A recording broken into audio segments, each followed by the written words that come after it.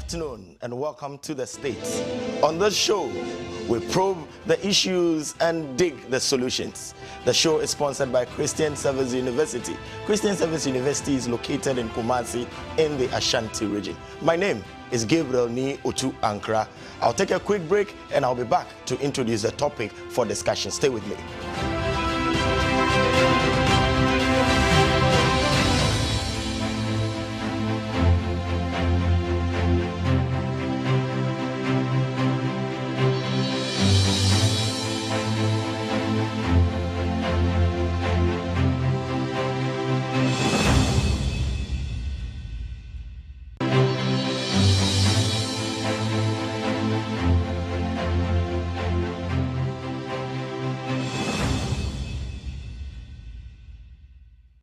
The Christian Service University, a fully chartered private university in Ghana, is inviting applications for admission. Undergraduate programs include BSc Nursing and Midwifery, Computer Science, Information Technology, Bachelor of Business Administration, BA Communication Studies, Planning and Social Development, and Theology with Administration. Postgraduate programs include MSc in Accounting and Finance, Monitoring and Evaluation, Corporate Planning and Governance. We have MA MPhil Communication Studies, MA Christian Ministry with Management, Event Management, MPhil English and Mathematics Education. With quality, faculty and state-of-the-art facilities, we blend academic work with entrepreneurial mindset in all our programs. For more information, please call 0246-275375, 0240-154825, or 0244-596603, or visit our website www.csuc.edu.gh. CSU is located at Odenaho Kwadaso on the Kumasi-Obuasi Road, 100 meters off Star Junction. Choose CSU today to secure the future of Africa. And to make him better known. That's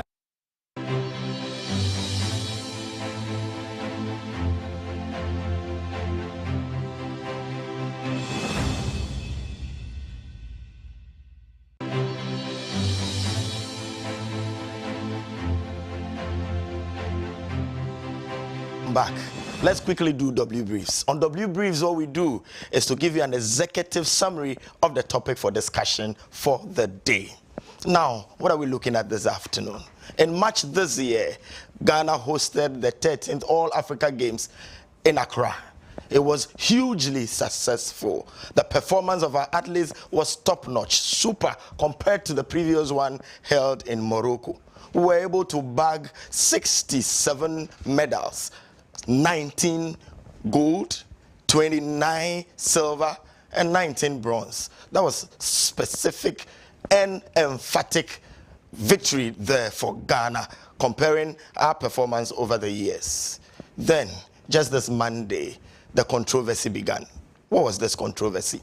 So the Minister for Youth and Sports appeared before the Public Accounts Committee to defend, of course, two major institutions under him, the Youth Authority and the Sports Authority. Then the Member of Parliament for 𝗟𝗓𝗏 queried the amount that was paid to the state broadcaster, GBC. The minister mentioned that they had paid GBC in excess of over 3 million. Then quickly, the General Director for GBC, Professor Amin Al-Hassan, came out to refute that claim, saying GBC was paid only $105,000 out of the amount mentioned by the minister, $3 million and over. That is the controversy. This afternoon, we are going to go into the games and then dig the accountability, dig deep into the accountability issues that are coming out of this. Stay with me. I'll be back to introduce my guests. Communication Studies.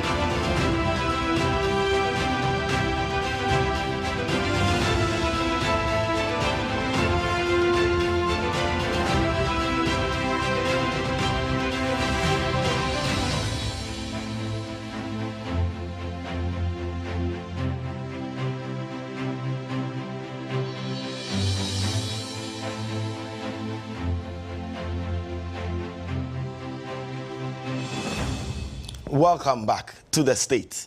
On the State this afternoon, we are looking at the 2024 All-Africa Games and the issues of accountability that are coming out of it. And the show is sponsored by Christian Service University. Christian Service University is an evangelical liberal arts institution established 50 years ago to train men and women with ethical values for transformational leadership in Africa. Admissions for the 2024-2025 academic year is in progress for undergraduate and postgraduate programs. CSU offers dynamic academic and industry-driven programs in nursing, midwifery, business administration, communication, planning, and computer science. For more information, please contact our admission relations officers on 02462753755, 024014825, 0244596603, or visit our website on www.csuc.edu.gh. Choose CSU today to secure the future of Africa. CSU, the university of choice. So we are joined on the line by a sports journalist, renowned journalist, who's always been with us on this show to delve into issues of sports administration. And this afternoon he's with us and we're going to look into accountability issues of the 13th All-Africa Games that was hosted by Ghana in March this year. 𝗟𝗓𝗏𝗃, good afternoon and welcome to the show. Good afternoon and thank you for the opportunity. So glad to have you here.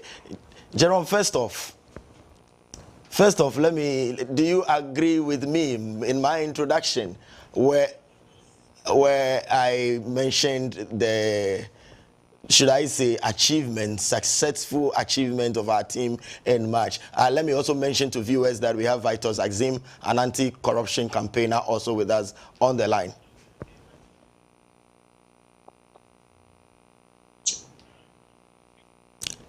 Yes, 𝗟𝗏𝗏, you can hear me? Yeah, I hear you. Yes, so I'm asking if you agree with me. The accolades I showered on the team in March for those medals they won. Do you agree with me that we performed better?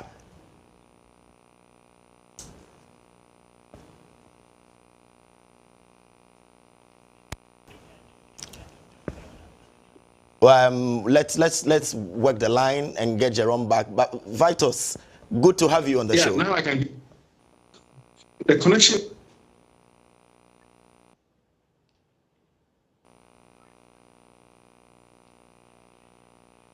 You can hear me.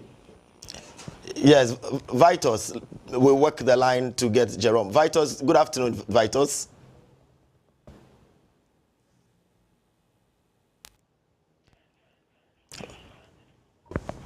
So we are looking at the All-African Games that took place in Ghana in March this year. There have been controversies that have come up just last Monday when the Minister for Youth and Sports appeared before the Public Accounts Committee. So we're going to look at accountability issues regarding the games. 𝗧𝗏𝗏𝗃, if you can hear me. Yeah, I can hear you. Yes, thank you very much for coming on the show. You're welcome. Wonderful. I don't know, let me just as your preliminary comments, whether you follow the games in March, the game in question that is giving us the context for this discourse. And I was saying that Ghana did very well. If you follow, do you agree with me? Well, I'm not a sports person. So I wasn't paying attention to the sports. Except once in a while. I just look at maybe some events. Okay. So I don't actually know what makes the games successful or not. No, okay. So I cannot objectively make an assessment. No problem at all. But Ghana did very well on the face of what we saw on the screens comparatively. Now let me ask you to give your how did you take the revelation at the Public Accounts Committee when it was first made regarding the payments between the two state institutions? You see, when I was at GII, we produced a report on corruption in sports.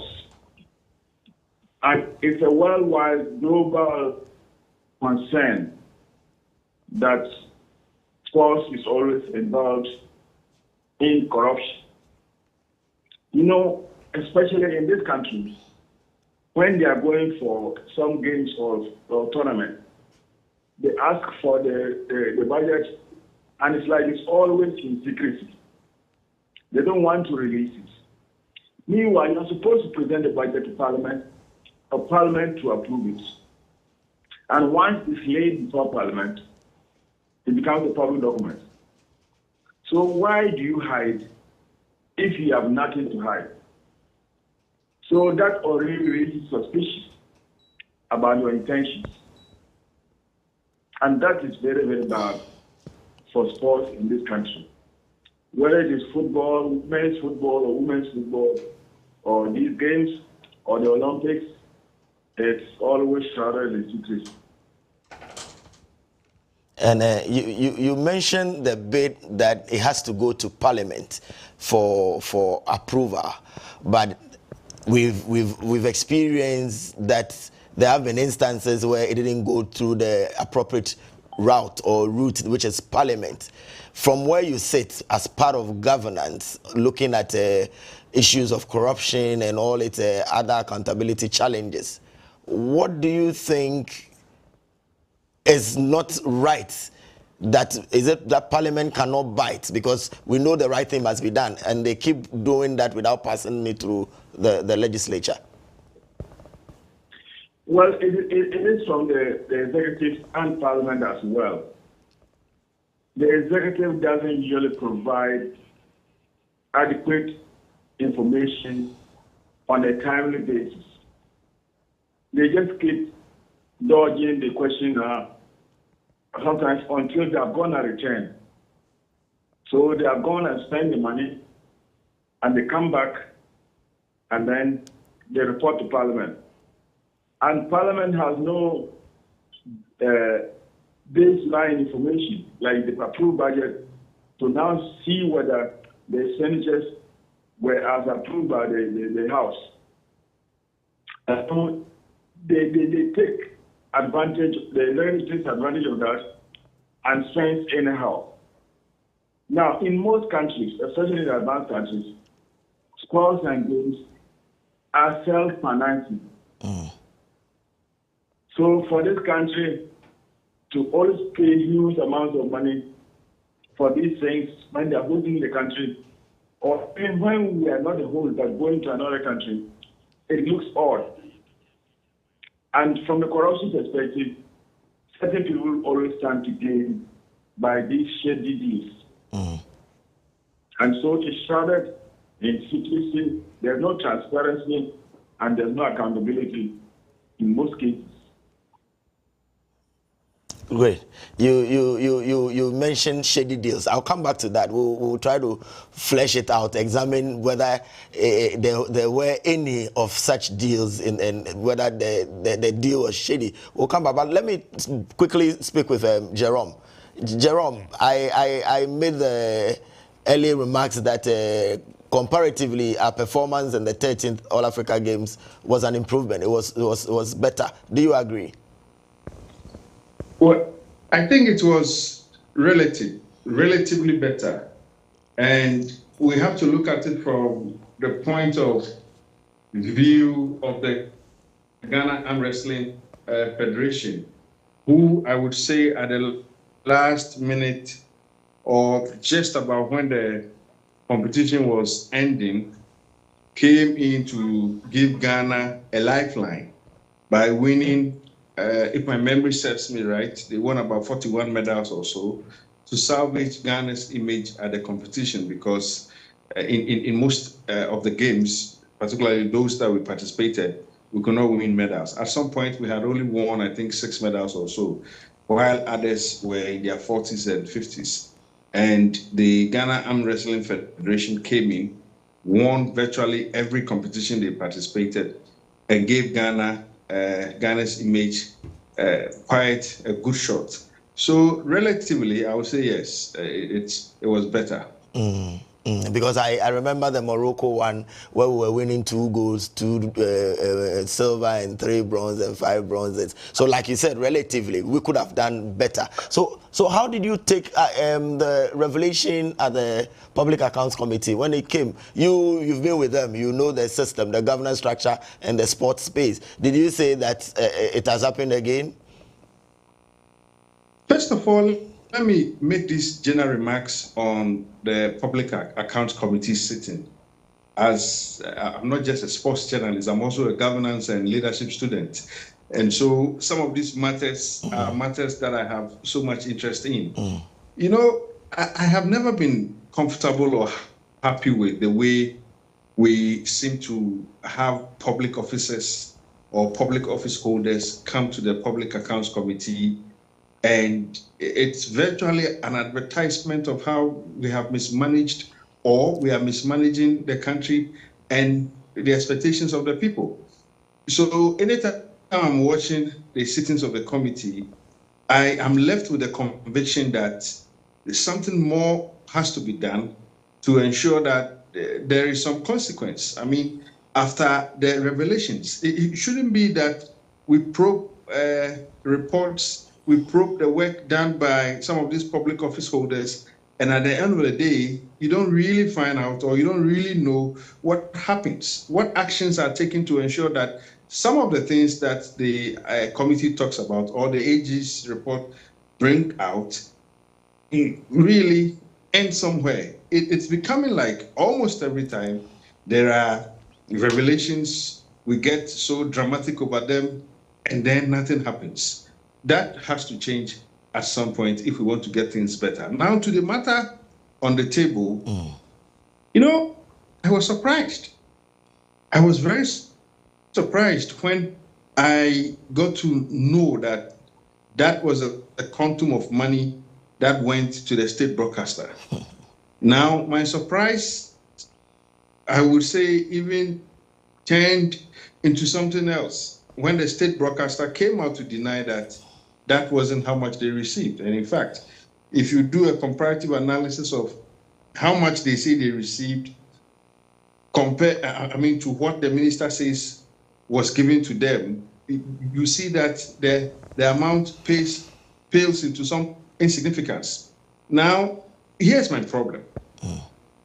I think the minister could have helped the situation if, after mentioning that $3 million or in excess of $3 million was paid to the state broadcaster, and perhaps these are the details, that would have given a lot more clarity to the matter than the way the statement was made and it was left there, and then was it 24 hours later or 12 hours later, there was a whole drama over it.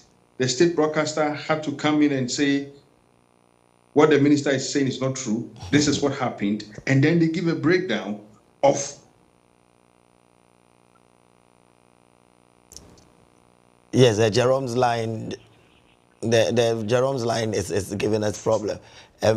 Vitus, sir, if you are still on the line, Vitus. So Jerome started by saying that he has even a challenge or issues with a structure called Public Accounts Committee, because most people come and then after the amount have been spent and we don't hear what becomes of it, it becomes a whole melodrama. Afterwards, then it dies down. Do you also see that process as more or less like a charade, just doing something? No, see, there's no problem with the structure. The structure is very clear. When the Public Accounts Committee makes its recommendations to the House, and the House approves them, they now go back to the executive for implementation. So the problem is with the process, not the structure. The executive has no motivation to go ahead and implement the findings and recommendations, because most of the time they are against the actions of the executive. And that's the problem with the work of the Public Accounts Committee. They do very well. They sit down in the public to question the people, Then they make recommendations, findings and recommendations to the executive to implement, and the executive does not implement them. Now, what is the process after the executive has failed to implement them? What do we do? Again, it's a process. In some cases, they recommend that some people be prosecuted. The Attorney General is supposed to take such people to court for prosecution. But the Attorney General, as I said, and the entire executive has no motivation to pursue the prosecution. So it's not an issue of the structure, but it's an issue of the process and the implementation of what the Public Accounts Committee does. I will quickly. And it has been a long time since 1992. We've had this. We just make the sit, put in the public domain, and then nothing happens. No action is taken against anybody.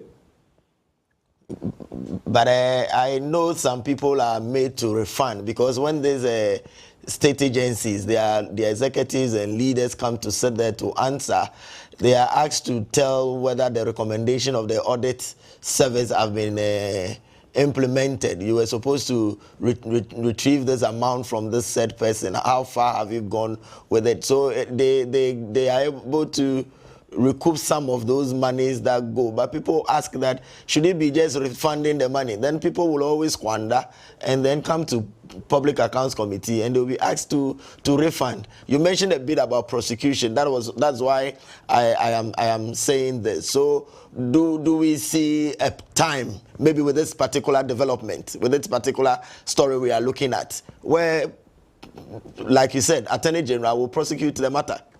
Do we see a thing like that? You see, you said they recover some money. The Parliament asked that some money should be recovered. We don't follow up to know whether those monies have actually been recovered or not. You probably have to wait for the next year's audit to see whether there's a report on that. And what happens to those who are not able to report, to pay back the monies? We don't see any action. You see? And that is the problem. Great. Besides, if they were taking the audit report seriously, the audit process, as I know, when the Auditor General makes its draft report, it sits with the players, like the office involved, and ask the necessary questions, get the necessary explanations. It's only when the people are not able to explain satisfactorily to the auditors that it then comes into the report. So already, money that should have been paid, that should have been paid back, are not included in the report. But some of them do not take the audit report seriously. In any case, I don't believe that just paying back money is enough punishment for people who have illegally taken money or acted inappropriately or misappropriated public funds. It should go beyond that with sanctions. And sanctions include demotion or firing or even prosecution. And this is what we don't see. So let me yes, you mentioned in earlier part where it was, I think it was a general statement you made that some deals are shady and then they appear and then we need to really go into it and then nothing really happens. So the issue of the state broadcaster and the Ministry of Youth and Sports, I have given you, I say I have paid you in an excess of 3 million. You say you received only $105,000. What do you suspect? Any to borrow the word, shady, lack of better word, deal in this development? You see, from the anti-corruption perspective, we always look at actions from two aspects. It has the potential of corruption. So you don't rule out corruption until you have investigated further and found that nothing untoward has happened. So with regards to that transaction, I have said that, you see, for every public transaction, there's a procedure. The ministry will have signed a contract with GBC. Then GBC will have now signed a subcontract with a subcontractor to sublet the job to them. Those two contracts will contain the conditions, terms and conditions of the transaction, including the mode of payment and to whom the money should be paid. Yeah. So if you suspect anything untoward, just look at those contracts to see whether the process has gone through the terms and conditions in that contract. But even that, payments have been made. Yeah. And there are denials and accusations. There are usually receipts, fractional checks. We don't pay huge amounts in cash. There are checks. So if you check with the banks, we should know whose names are on the checks. And then when you issue the checks, there will be receipts issued for the payments. The ministry should not say that they paid direct to the subcontractor, because the subcontractor has not signed any contract with the ministry. Yeah. It has no business dealing with the ministry. All payments are supposed to go through the GBC, which will then in turn, maybe there might be some deductions they will make in terms of maybe the taxes and other things before they pay the subcontractor. So why should the ministry pay different charges, first to GBC and then to the subcontractor? Even if GBC asked them to do that, the ministry should have objected to that, because that is not what the contract says. They don't have a contract with the subcontractor. And that's where I would say there might be some possible corruption issues involved. But even the fact that there are disagreements about the amounts involved between the two agencies, that already raises eyebrows. And then when it comes to the mode of payment, there is some suspicion there. I'm saying suspicion. I don't have the evidence. But we need to find out whether the monies have actually gone to the subcontractor. The exact amount. Was it paid once? Or some amounts have been withheld by somebody, one or two other people? And what was it necessary for them to pay the subcontractor separately when earlier payments were made to GBC for onward payment to the subcontractor? Okay, so through the consent to look at. Great. So through the anti-corruption lenses, there are suspicions in the transactions vis-a-vis the tracking of checks and payment modes and the contract implementation. So viewers, if you are joining us, you are still on the state. And this afternoon, we are looking at the 2024 All Africa Games that we held.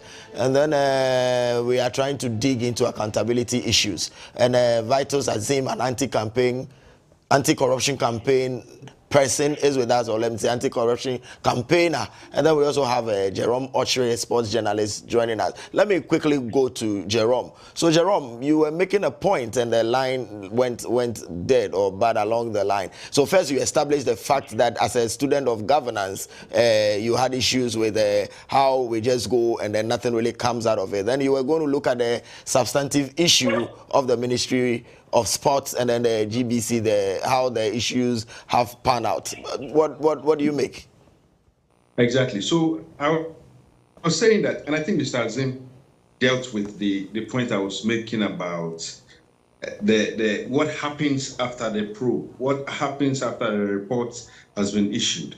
I mean, I perfectly agree with him when he says that there doesn't appear to be commitment to see into the prosecution of, let's say, who are found to be culpable in some of the dealings of the state. So let's put that issue aside and look at the sport matter on the table. You know, I was very surprised. I was saying that I was surprised when I learned that that was the quantum of money given to the state broadcaster to broadcast the Africa Games. Was it too small? The surprise really, no, the surprise really, it doesn't or didn't come from the fact that that amount of money was given. The surprise was from the complaints, the reports that some of us have had or heard from some of the people who worked on the ground, claiming that although this was the amount of money paid to the broadcaster, compared to what they were giving, it was nothing. Now, that's one. My second challenge is, I think the minister would have helped solve the sort of confusion that enveloped the nation after his appearance. If he had gone on to say that in excess of $3 million was paid to the state broadcaster, so that we would then wait for the state broadcaster to come and confirm and say that, yes, the details as spoken about by the minister is what we also have. Then we see that it's whatever they are saying is in conformity. That is not what happened. Now, GBC then comes in to say that they were not given $3 million. They were given a little over 100,000, or they had a little dollars. They go in to then certain aspects of the broadcast, or the broadcast itself was subletted to other groups. And that, for me, raised a lot of questions. What it means is that our state broadcaster could not broadcast the competition as we were expecting, so others had to come in. I like the fact, or the point that Mr. 𝗟𝗓𝗓 made, that we may have to find out from partners in the broadcast chain if indeed the amounts that we are now being told to them or given to them was given to them, and if indeed the transaction or the various transactions are what they are claiming to be. Because for me, this started as a straightforward matter, which both the minister and GBC could not handle properly. The minister, in trying to clarify issues, mentioned that they had to give the contract to GBC because they mentioned that other people also put in their bids to broadcast the event, as it were, and they were looking at building GBC's capacity, and then also GBC offering the lowest price for the production. Let me quickly read through some of the issues that the minister mentioned. So in his statements, he said that we wish to make the following statement clear. One, the Ministry of Youth and Sports, through the local organizing committee, received proposals from various stakeholders for the production and broadcasting rights for the 13th African Games. B, some organizations submitted proposals in excess of $6 million, which the ministry deemed excessive. Also, the ministry, in its quest to build the capacity, local capacity and leave a legacy after the 13th African Games, engaged the GBC to become the official broadcaster for the Games. The other reason for the ministry's decision was that GBC's financial quotation for production and transmission was the lowest, with the understanding that GBC will use the services of third parties to assist them implement their obligation. The total agreed amount was $6 million. Subsequently, an agreement was reached between the two institutions, the ministry and GBC. From the total amount of $2.5 million, or a total of $2.5 million was paid directly to GBC in two tranches, $1 million and $1.5 million on 13th March. They've mentioned the date, 2024 and 22nd May respectively. Another amount of $1 million was paid to third parties upon the instructions of GBC in accordance with the contract. As a public institution, then they say we committed to transparency, accountability in the discharge of our mandate. Signed, Mustafa Yusuf, Minister for Youth and Sport. So clearly that was his clarification he's bringing out. What are the issues that are... There are very key issues in there. Number one for me is what the minister or what the ministry says as the broadcaster offering the lowest in terms of the bids that came. For me, on the surface, that is to say that they considered the financial state of the country and went for what they thought was reasonable, which is prudence. I mean, it's good. The second issue for me, which is a bit disturbing, is they wanted to use this opportunity to build the capacity of the state broadcaster. Now, if you read further, the state broadcaster, from what we are learning, subletted other parts of the contract or the contract to other bodies. So I want to find out. I mean, one issue that we must find out is by subletting the contract or parts of the contract to other bodies, multiple bodies, were we able to achieve the objective of building the capacity of the state broadcaster, which in terms of advancement, those that they contracted clearly are ahead of them. Were they able to build that capacity? I think that the state broadcaster should come back to the committee. The committee members should find out from them, because if you are giving in excess of $3 million and you are telling us that what you actually earned was just a little over $100,000, what it means is that more than 2.5 million, actually the entire money was given to outsiders. So how were they able to then build the capacity of the local broadcaster? For me, this is a critical issue that I would love the committee to interrogate further, should they have the opportunity again with the state broadcaster. Right. Let me take Vital's thoughts on this. Vital, I read the minister's bulleted points of clarification. What do you make of the itemized reasons that he gave for engaging the state broadcaster? Well, I'm not satisfied with the explanations. Having observed how the government deals with public transactions, it is even possible that GBC was just used as a channel to send a contract to a private company, which will then avoid going through the scrutiny of the Public Procurement Authority. So it's GBC that has signed the contract, but we don't even know the beneficiaries or the owners of that private company. Is it registered in Ghana? How long has it been operating? Are there public officers that are are owners of that company?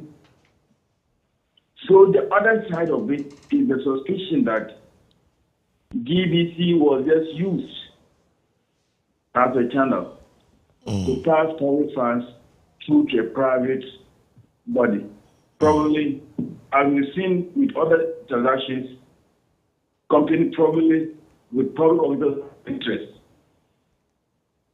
So that explanation, they need to come back.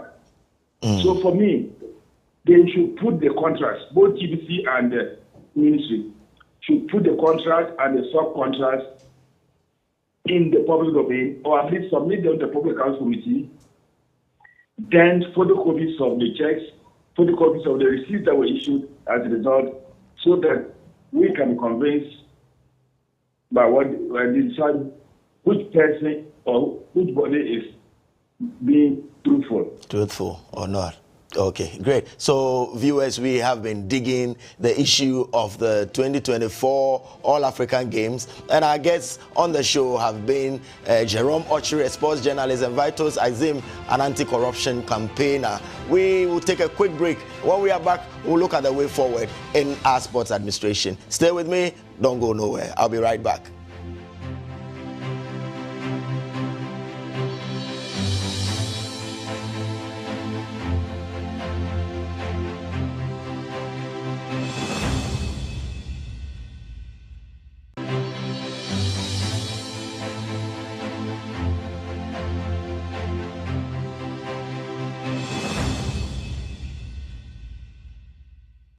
The Christian Service University, a fully chartered private university in Ghana, is inviting applications for admission. Undergraduate programs include BSc Nursing and Midwifery, Computer Science, Information Technology, Bachelor of Business Administration, BA Communication Studies, Planning and Social Development, and Theology with Administration. Postgraduate programs include MSc in Accounting and Finance, Monitoring and Evaluation, Corporate Planning and Governance. We have MA MPhil Communication Studies, MA Christian Ministry with Management, Event Management, MPhil English and Mathematics Education. With quality, faculty and state-of-the-art facilities, we blend academic work with entrepreneurial mindset in all our programs. For more information, please call 0246-275375, 0240-154825, or 0244-596603, or visit our website www.csuc.edu.gh. CSU is located at Odenaho Kwadaso on the Kumasi-Obuasi Road, 100 meters off Star Junction. Choose CSU today to secure the future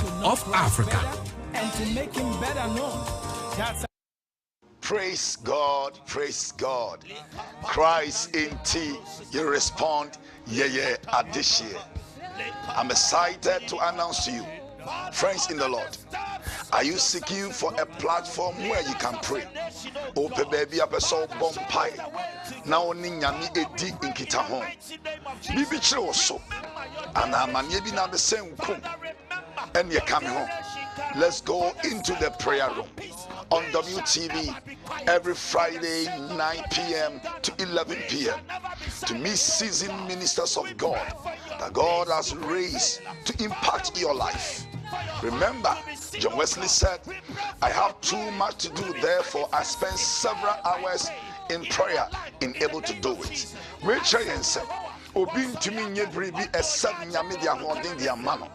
That is why we are calling upon you.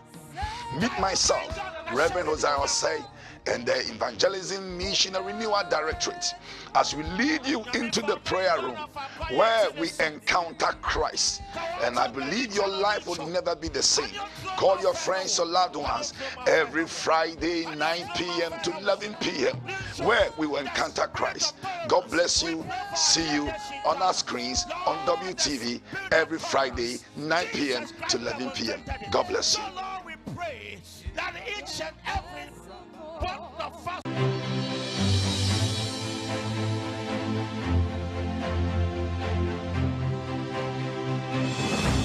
Welcome back. You are still on the state, and this afternoon we are looking at the 2024 All African Games that Ghana hosted. Have come regarding payment made to the state broadcaster GBC by the Ministry for Youth and Sports, and then we have had our guests helping us to dig the issues deeper, especially the accountability issues. 𝗟𝗓𝗓, a sports journalist, and Vitus Azim, an anti-corruption campaigner. We just went on quick review, and then we're going to look at the solutions or way forward regarding this bit of sports administration. If you are here with me, 𝗟𝗓𝗓, let me quickly take your take on what we have been discussing so far, 𝗟𝗓𝗓. So you realize that the MP for Ningo Pram Pram, our good friend Sam George, who triggered this particular controversy, the Ghanaians were paid, whereas the expatriates were taking one, but realized that in the minister's class, they saw capacity, local capacity. How do you take this, that our own people get 100 cedis and then others get 1,000? You know, to be very honest with you, I am sorry about how much our local colleagues got. It's a very disturbing one. Disturbing in the sense that I have had personal interaction with some of them who say that they were given as low as 100 cedis. But the explanation from the state broadcaster is that these are people who have been employed by the broadcaster. They are in employment with GBC. And so going to work outside their offices or going to work during the competition was equal to working within the confines of GT, because it was still GBT, and they were going to draw their salaries all right. So the point about they being paid far less than what the foreigners took doesn't stand. I think that explanation by GBC is what perhaps the workers of GBC can better engage their officers on and see whether or not that is actually the case. But for us outsiders looking into what is happening there, that is what some of the people who are on the ground are telling us. For instance, I was privileged to be part of a crew that did panditry work on the competition. The contracts we were, the papers that we signed, it's far bigger than what some of the GBC guys are talking about. I mean, that's an arrangement I cannot speak to because I was offered a contract for a job. I signed, did my job, and took my money. So if there are questions about how much GBC staff were paid, I think it's something they can take down to their management and demand answers. Vitus, let me take your take on this. 𝗟𝗓𝗓𝗃 attempted an explanation. His colleagues on the ground, especially at the GBC, say, but giving somebody 100 because it's a staff, and what do you make of?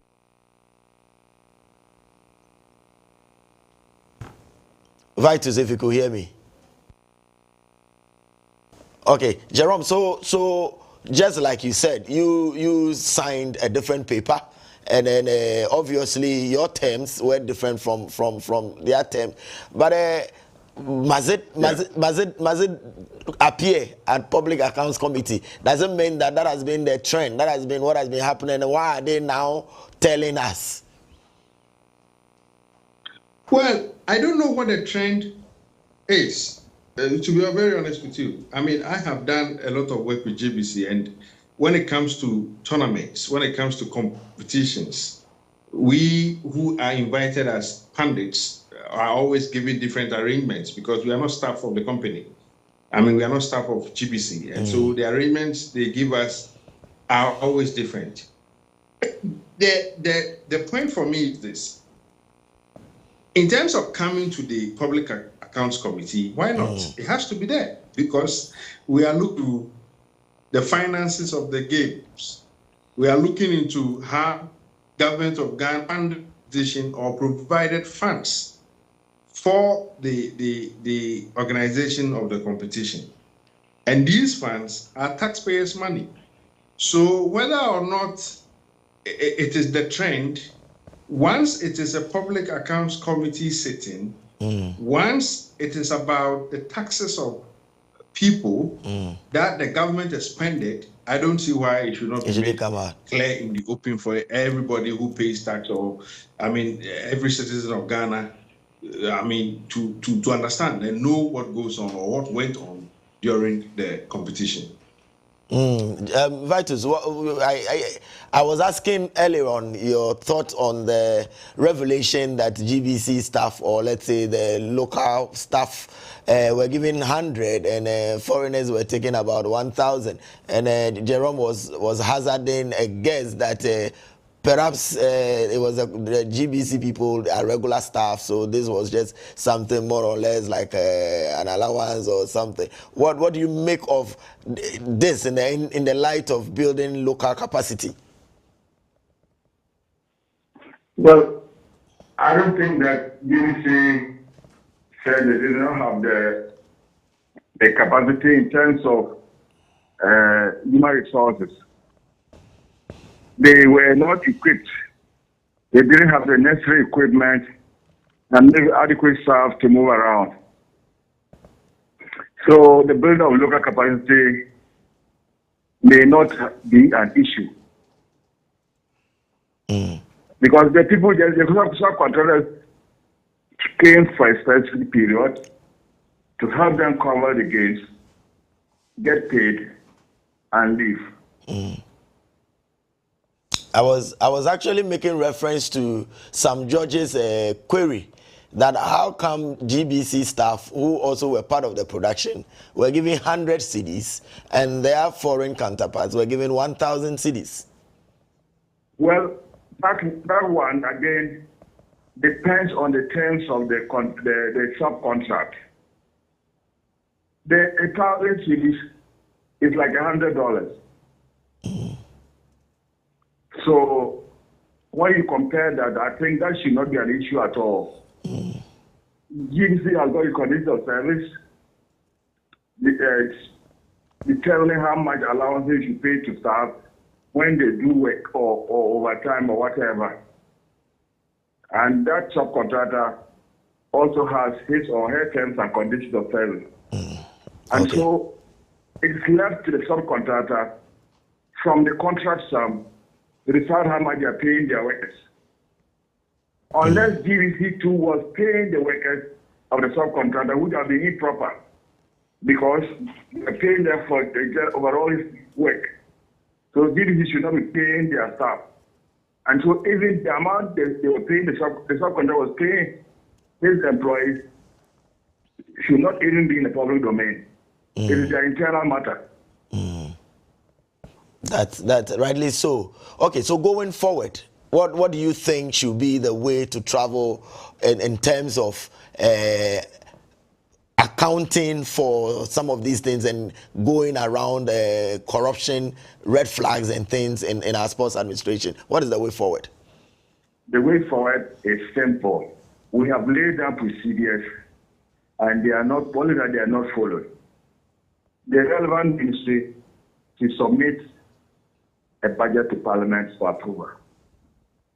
Where it involves procurement, they need to go through the Public Procurement Authority to ensure that the applicants have met all the necessary conditions.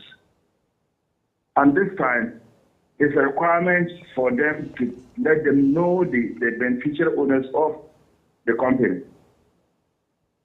Then, of course, when that has been done, you now have a written signed contract with the main contractors and then the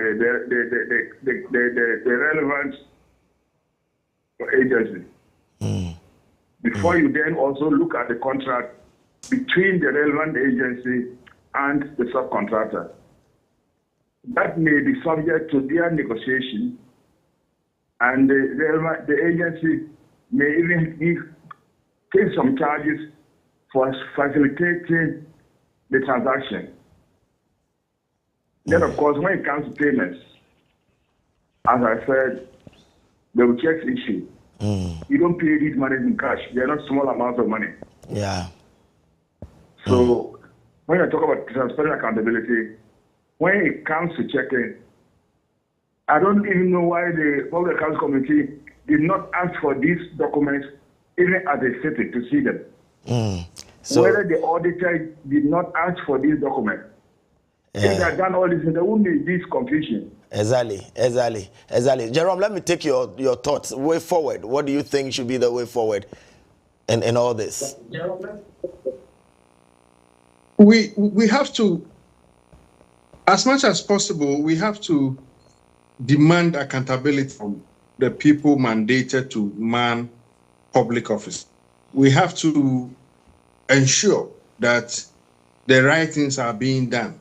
And particularly when this level, I don't think Ghanaians are interested in the drama accusations and counter accusations. What Ghanaians are interested in is that the right thing is being done. So after here, if anybody culpable, there should be consequences.